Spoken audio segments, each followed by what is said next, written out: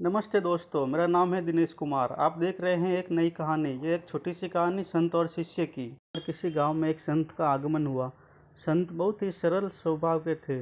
उनके पास आने वाले लोगों को ज्ञान की सही बातें बताते थे।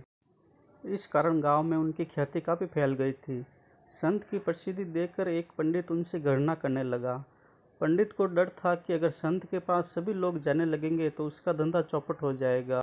इसलिए पंडित ने गांव में संत के लिए गलत बातें फैलाना शुरू कर दी। एक दिन संत के शिष्य को ये मालूम हुआ तो वह क्रोधित हो गया। शिष्य तुरंत ही अपने गुरु के पास आया और बोला कि गुरुदेव, वह पंडित आपके बारे में झूठी बातें फैला रहा है, हमें उसे जवाब देना चाहिए। संत ने कहा कि तुम गुस्सा न करो, क्योंकि अगर उसे जवाब देंगे तो क्या ये बातें फैलाना बंद हो जाएगी? ये बातें तो होती रहेगी, इसलिए हमें उसे जवाब देने में समय बर्बाद नहीं करना चाहिए।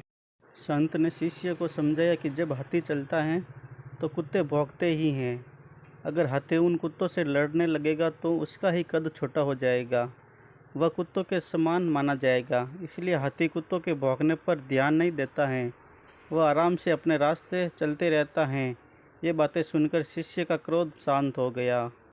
इस कहानी से हमें ये सीख मिलती है कि हमें बुराई करने वालों को जवाब देने में समय बर्बाद नहीं करना चाहिए, क्योंकि ऐसा करने पर हमारा ही नुकसान है। हमें सिर्फ अपने काम पर ध्यान देना चाहिए। बुराई करने वाले लोग कभी शांत नहीं हो सकते, इसलिए ऐसी बातों पर क्रोधित नहीं होना चाहिए।